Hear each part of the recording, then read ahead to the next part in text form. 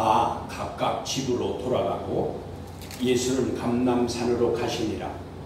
아침에 다시 성전으로 돌아오시니 백성이 다 나오는지라 앉으사 그들을 가르치시더니 서기관들과 바리새인들이 음행 중에 잡힌 여자를 끌고 와서 가운데 세우고 예수께 말하되 선생님이여, 이 여자가 가늠하다가 현장에서 잡혔나이다.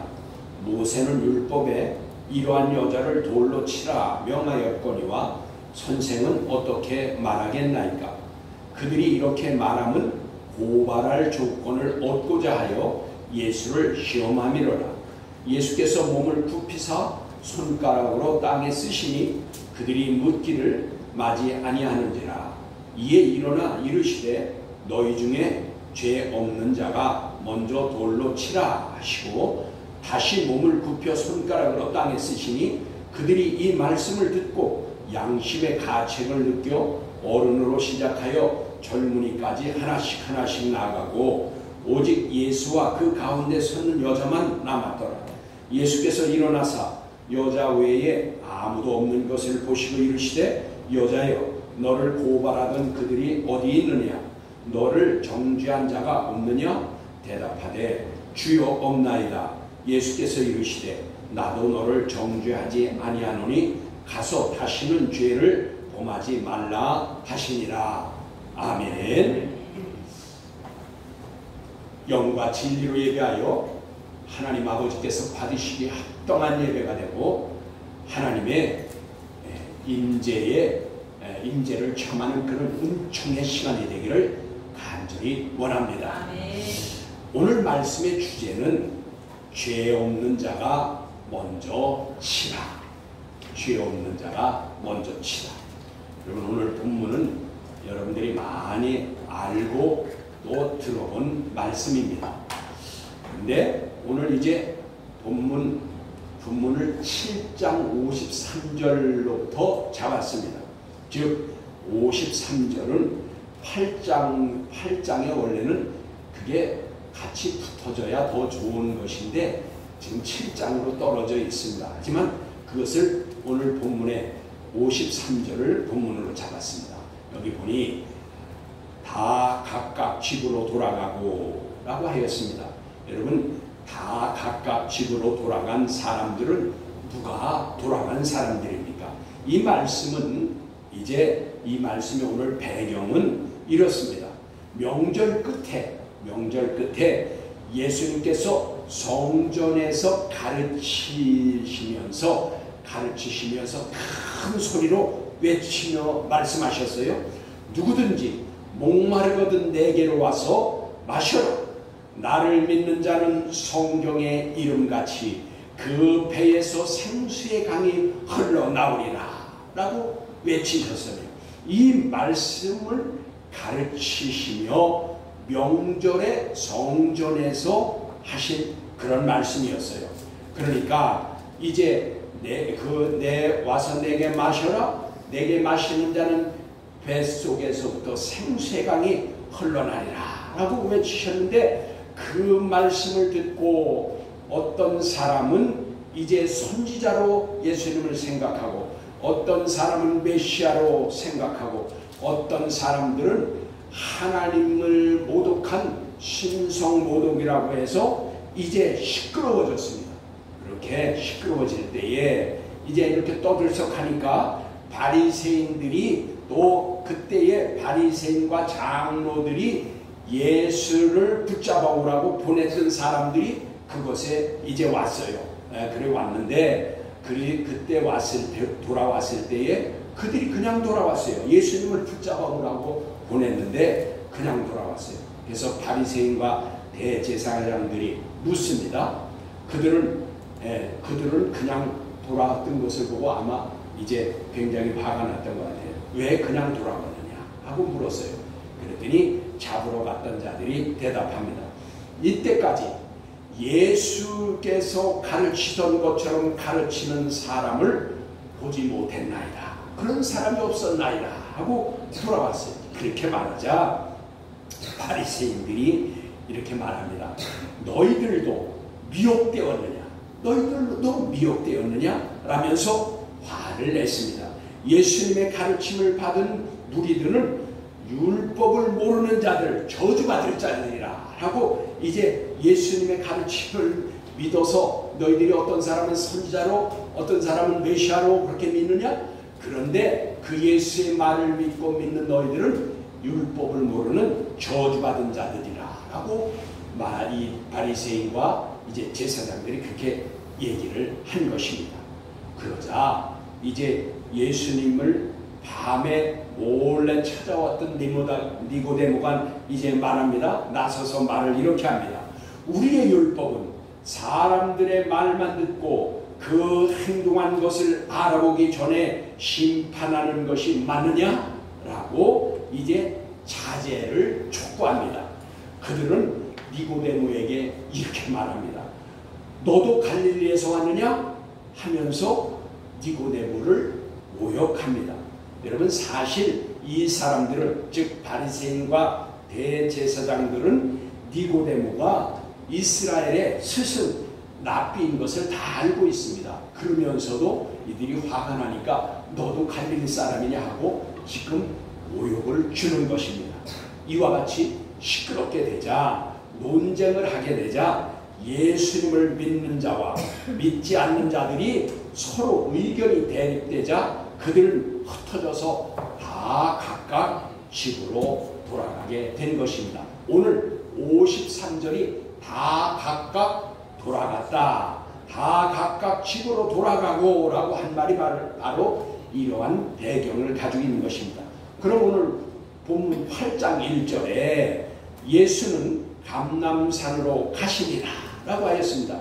여러분 모든 사람들이 각각 집으로 돌아갔지만 예수 그리스도께서는 감람산으로 가셨습니다. 왜 감람산으로 가셨을까요? 여러분 산책하러 가셨나요? 아니면 건강을 위해서 이제 그 걷기 운동을 하기 위해서 감람산으로 가셨을까요? 아니죠. 예수 그리스도는 기도하러 감람산으로 가신 것입니다. 모든 사람이 각각 자기 집으로 돌아갔지만 예수님께서는 감람산에 기도하시러 가신 것입니다.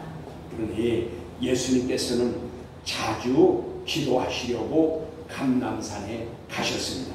그것은 밤에 자주 가셨습니다. 예수님은 신적 능력을 가지신 하나님의 아들이시면서도 시간을 내셔서 밤에 기도하셨던 것입니다.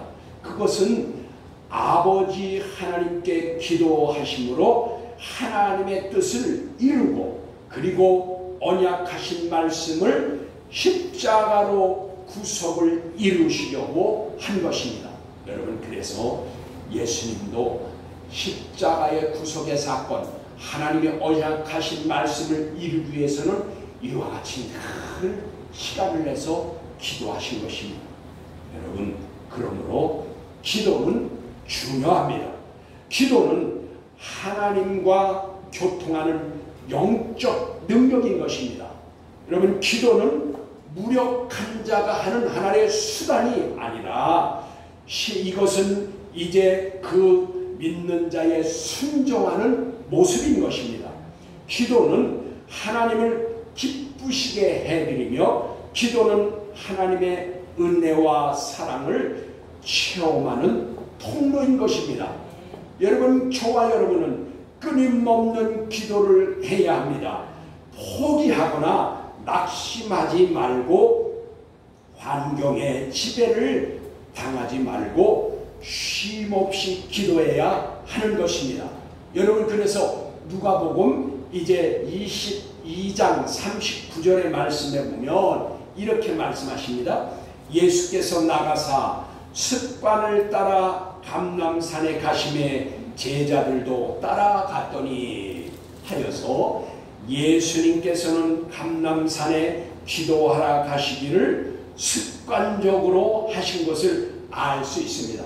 여러분 좋은 습관은 사람의 삶을 변화시킵니다.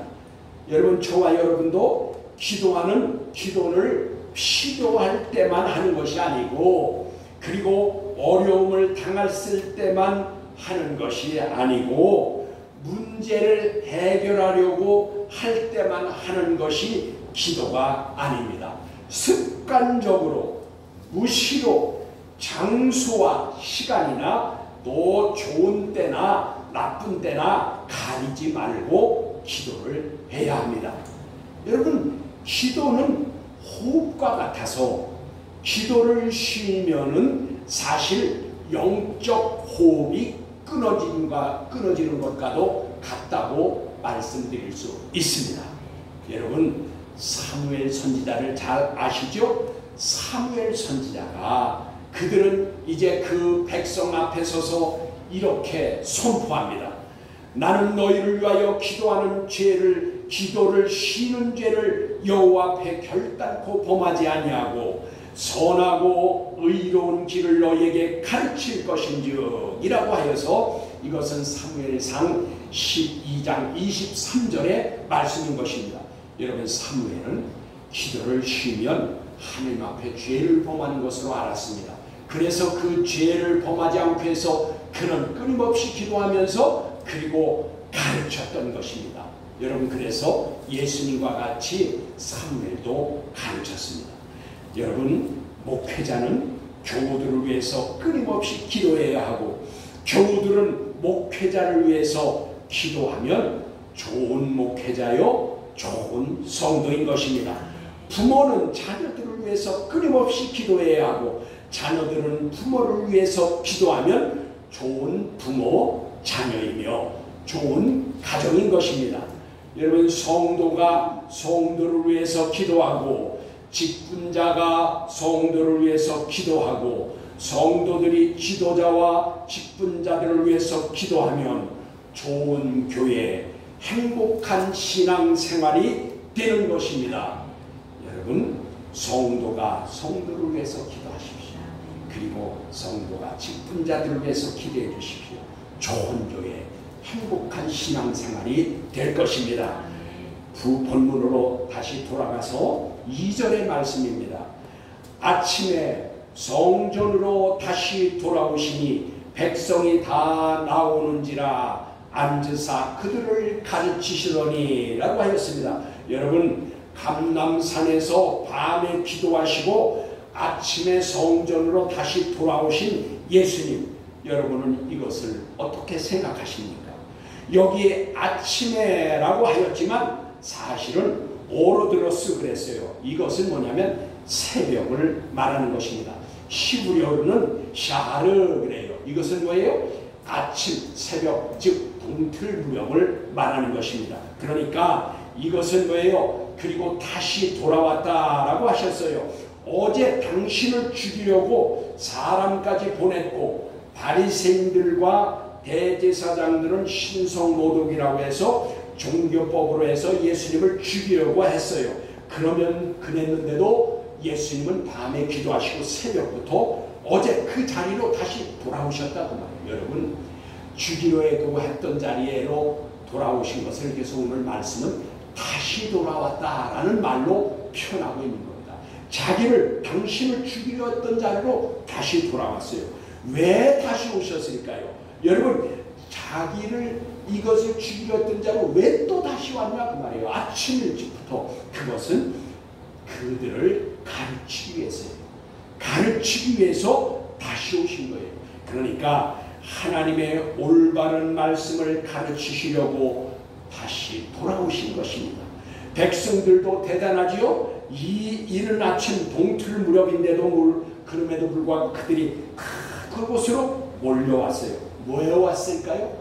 가르침을 받기 위해서 다 모여드리는 것입니다. 왜냐하면 예수님의 가르치심은 서기관과 바리새인들과 같지 않고 권위가 있고 위엄이 있다고 하였으니 신적 능력의 말씀으로 이제 그들은 말씀을 갈급해서 듣기를 원해서 이 아침부터 나온 것입니다.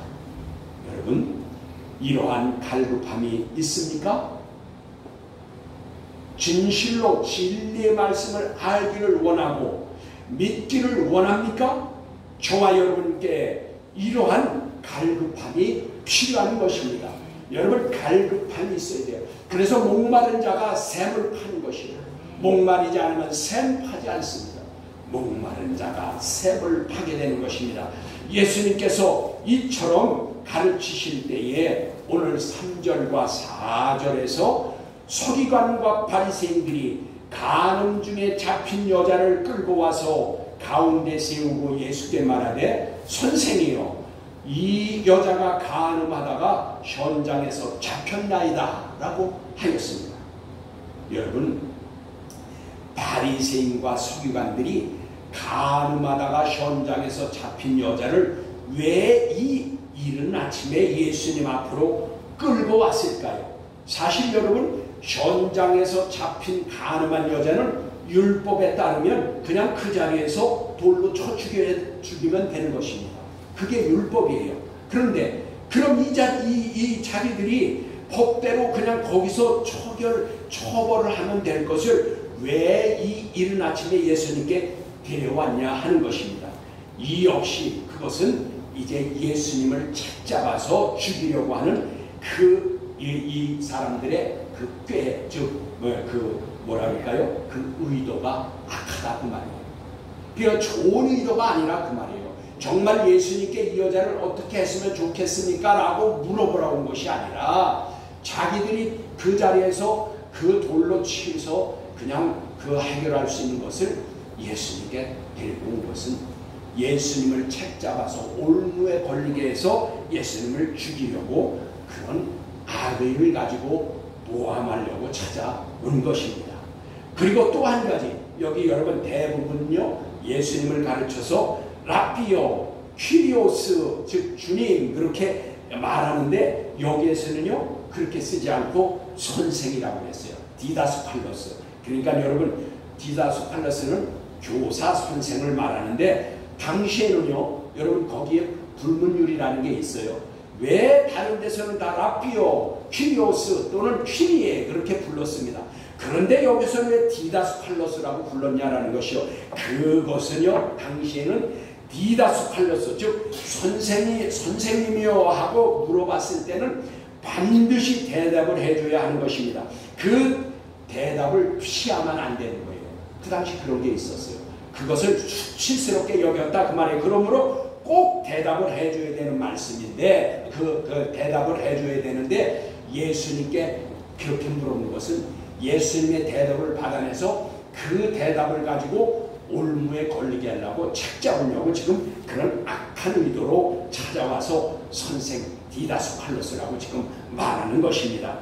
그래서 이들이 말한 율법이란 꼭 지켜야 할 법이라는 것을 전제로 해서 질문한 것입니다. 그렇게 지금 물어본 거예요. 율법에 그렇게 있지 않냐고 물어보는 것은 의도가 있다 그 말이에요. 그래서 6절입니다. 6절에 그들이 이렇게 말합니다. 고발할 조건을 얻으려고 이제 예수님을 유혹함이라 그래서 여기 이렇게 말해요. 그들이 이렇게 말합니다. 고발할 조건을 얻고자 하여 예수를 유혹하자 함이로라. 예수께서 몸을 굽히사 손가락으로 땅에 쓰시니라고 하였습니다. 여러분 이들의 목적은 예수님을 고발하기 위한 조건을 찾고자 그들이 와서 이렇게 묻는 것입니다. 그러므로 예수님을 유혹하여서 꾀임에 빠뜨리기 위함인 것을 우리가 알 수 있습니다. 그러자 예수님은 몸을 굽혀서 손가락으로 땅에 쓰셨습니다. 여기에 쓰시니 그러니까 우리 말씀에 보면은 6절에 보면 땅에 쓰시니 그래서 근데 이 쓰시니라고 하였는데 이것은 카타그라포 그랬어요. 이 카타그라포라는 것은 쓰시기 시작하였다. 그러니까 뭐예요? 이것은 이제 이 카타그라포라는 것은 쓰기 시작했다라는 뜻을 가지고 있어요. 무엇을 쓰셨는지는 알 수 없습니다. 예수님께서 쓰시기 시작하여 쓰고 있는 동작을 계속하고 있는 동안에도 참지 못하고 7절에 그들은 이렇게 말합니다. 그들이 눈길을 맞이하는지라 라고 하였습니다. 그러자 예수님께서 일어나 다시 말씀하십니다. 너희 중에 죄 없는 자가 먼저 돌로 치라 라고 하셨습니다. 그리고 8절에 다시 몸을 굽혀서 손가락으로 땅에 쓰시니라고 하였습니다. 여러분, 악한 자들은, 즉 악한 영, 마귀의 자식들은 언제든지 믿는 자들, 하나님께 속한 자들을 유혹하여 넘어뜨리려고 합니다. 그러니까 예수님께 했던 것처럼 저와 여러분에게도 다가와서 오늘도 유혹하고 미혹합니다. 여러분, 그러므로 저와 여러분은 유혹하거나 미혹할 때에 분별할 수 있도록 말씀을 올바로 알아야 하겠습니다. 여러분, 말씀을 올바로 알면은 하나님의 말씀으로 판단하고 이길 수 있는 것입니다. 그래서 여러분, 여기 다시 7절로 돌아가서 7절에 예수님께서 너희 중에 죄 없는 자가 먼저 돌로 치라 라고 하시고, 8절에 다시 몸을 굽혀 손가락으로 땅에 쓰시니, 여기 땅에 쓰시니라고 했는데 우리말로는 같아요. 왜 6절에 땅에 쓰시니 그리고 8절에도 땅에 쓰시니 그랬는데 우리말로는 쓰시니가 다 같지만 여기는 에그라페르라고 그랬습니다. 에그라페는 뭐예요? 쓰시기를 계속하였다. 아까 쓰시는 뭐야 그래서 카타그라포, 쓰기 시작했다 그 말이에요. 그러니까 이 말은 뭐예요? 예수님이 아까 쓰기를 시작한 것을 너희 중에 죄 없는 자가 먼저 돌로 치라 그렇게 말씀하시고 또 땅에 굽히셔서 계속 쓰셨어요.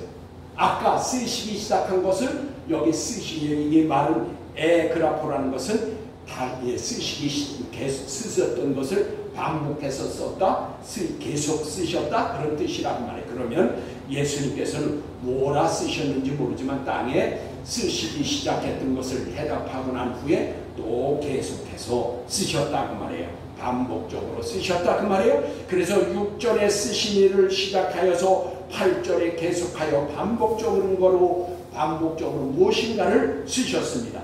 그러자 9절에 그들이, 즉 여기 바리새인과 대제사장들이죠. 그들이 이 말을 듣고, 즉 너희 중에 죄 없는 자가 먼저 돌로 치라 말씀을 듣고 양심의 가책을 느껴 어른으로 시작하여 젊은이까지 하나씩 나가고 오직 예수와 그 가운데 있는 여자만 남았더라 라고 하였습니다. 그러니까 이 아침에 여자를, 현장에서 가늠한 여자를 붙잡아 왔을 때에 바리새인과 제사장뿐만 아니라 많은 사람들이 거기에 몰려와 있었던 것을 알 수가 있어요.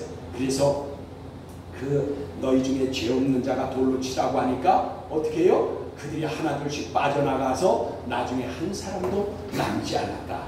여자를 금방 죽일 것 같이 그냥 몰아붙이던 자들이 예수님께서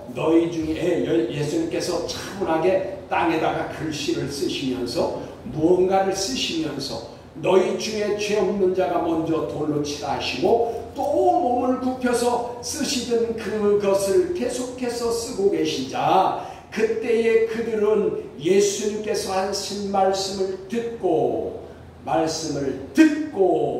그리고 양심의 가책을 느꼈습니다.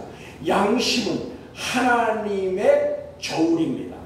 양심은 하나님께서 주신 거울입니다.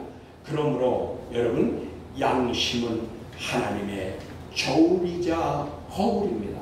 이것에 비추이면은 보이지 않던 것들이 보이게 됩니다.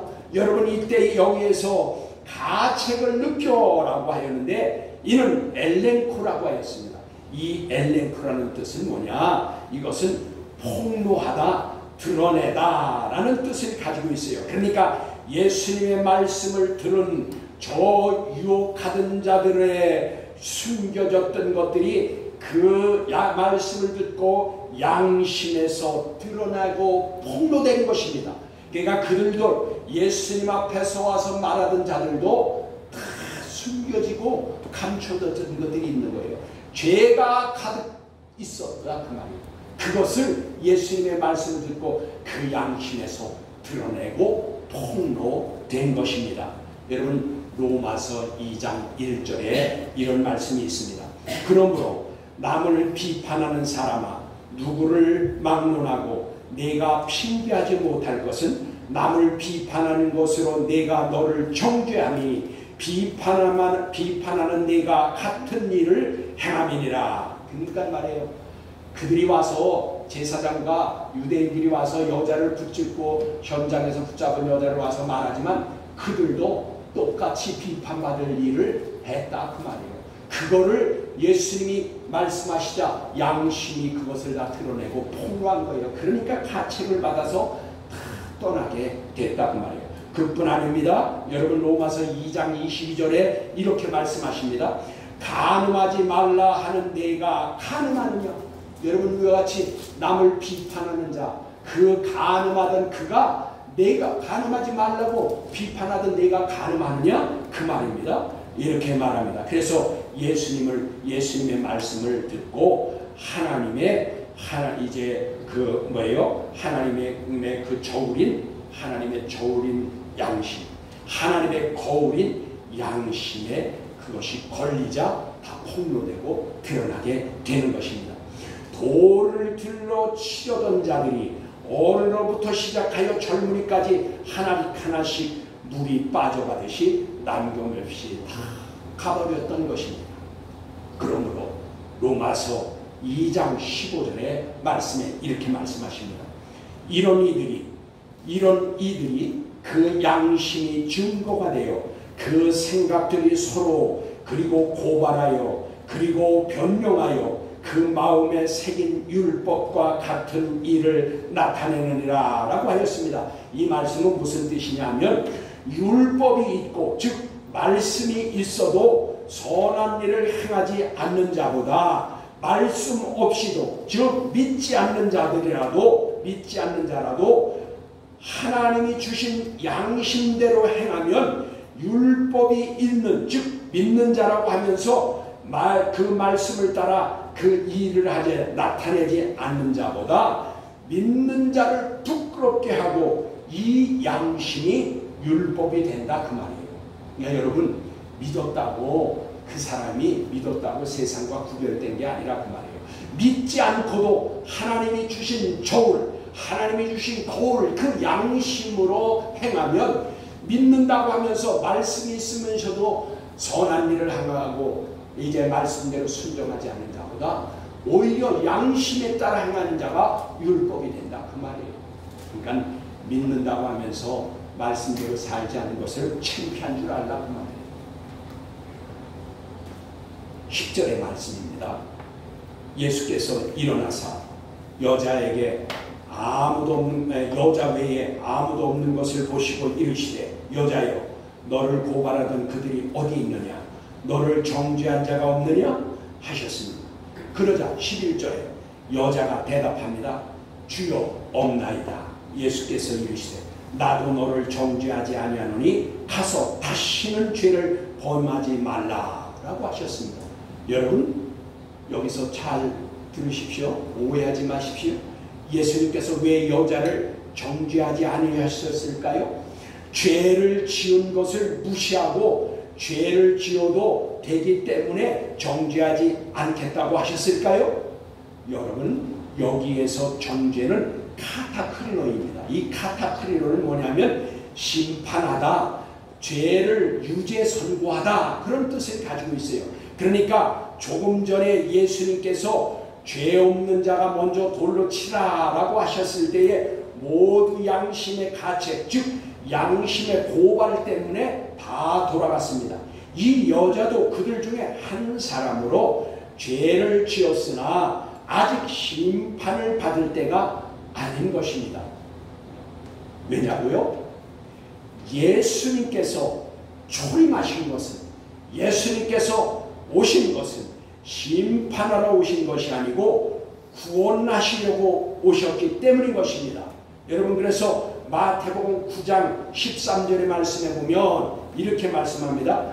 나는 의인을 부르러 온 것이 아니요 죄인을 부르러 왔노라 하셨고 그리고 누가복음 19장 10절의 말씀에 보면 인자가 온 것은 잃어버린 자를 찾아 구원하려 함이라 라고 하였습니다.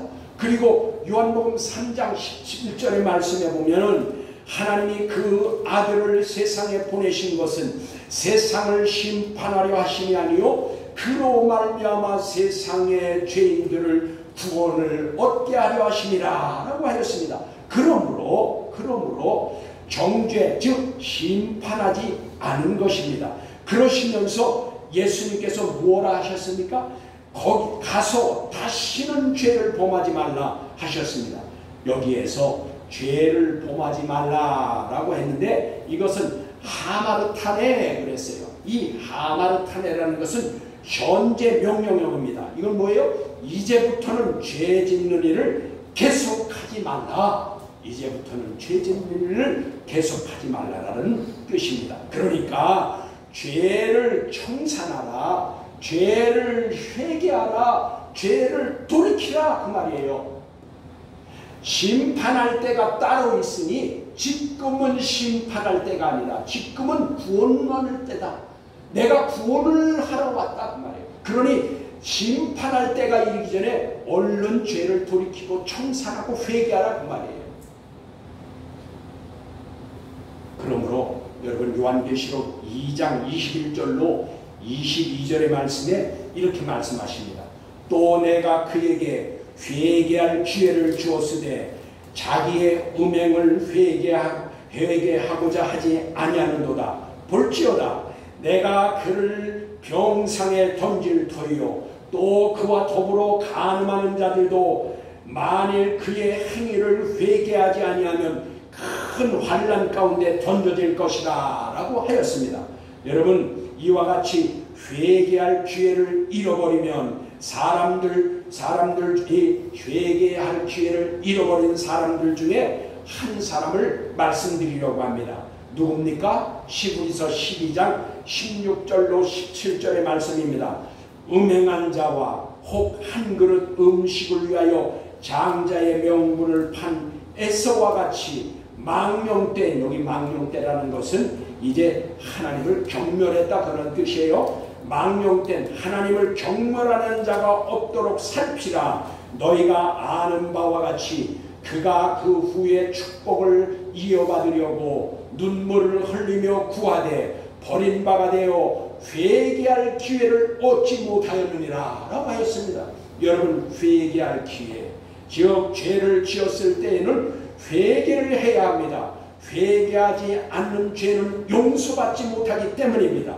여러분 디모데전서 5장 24절로 25절의 말씀에 보면 어떤 사람들의 죄는 밝히 드러나 먼저 심판대에 나가고 어떤 사람의 죄는 그 뒤를 따르나니 이와 같이 선행도 밝히 드러나고 그렇지 아니한 것도 숨길 수 없느니라 하였는데 여기서 그렇지 아니한 것이라는 것은 악행, 즉 회개하지 않은 그 악행이 드러남으로 숨길 수 없다 그 말이에요. 심판대에서 다 드러난다. 그러므로 여러분 회개는 심판대 앞에 가기 전에 세상에 살 때에 당시 회개해야 그래야 기회가 있는 것이지 심판대에는 거기에서는 기회가 잃어버린 자가 되는 것입니다. 그러므로 예수님께서는 간음한 여자에게 회개하고 다시는 죄를 범하지 말라고 한 것입니다. 예수님께서 더 확실하게 우리에게 보여준 것이 있습니다. 어디냐? 요한복음 5장 14절의 말씀입니다. 거기 이렇게 말씀합니다. 이 말씀은 말해요. 죄로 말미암아 38년 동안 병으로 고통당하던 병자를 고쳐주신 후에 있었던 일입니다. 14절입니다. 그 후에 예수께서 성전에서 그 사람을 찾아서 이르시되, 여기 우리말 성경에는 그 성전에서 만나서 그렇게 됐는데 여러분 그건 우연히 만난 것이 아니에요. 그건 뭐예요? 슈리스코로 되어 있어요. 그건 뭐예요? 슈리스코란 뜻은 찾다, 찾아 발견하다 그런 뜻이에요. 그러니까 이 말은 뭘까요? 예수님이 그 38년 동안 병자로 앓다가 병 나은 사람을 예루살렘 성전에 예수님이 찾아가서 만난 거예요. 왜 찾아가서 만났느냐? 거기서 이렇게 말씀하시네요. 보라, 내가 나았으니 더 심한 것이 생기지 않게 다시는 죄를 범하지 말라라고 하셨습니다. 여러분 죄는 사망, 즉 심판을 받게 되고 불못에 던져지게 되는 것입니다. 그러나 회개는 은혜요 용서인 것입니다. 여러분, 그러므로 양심에 꺼리끼는 것은 하지 말아야 됩니다. 그리고 죄를 지으면 회개해야 됩니다. 그래야 영적인 사람, 성령의 인도함을 받게 되는 것입니다. 이 한 주간도 성령님의 인도하심을 받아 삶이 예배가 되길 주 예수 그리스도의 이름으로 축복합니다. 기도하시겠습니다.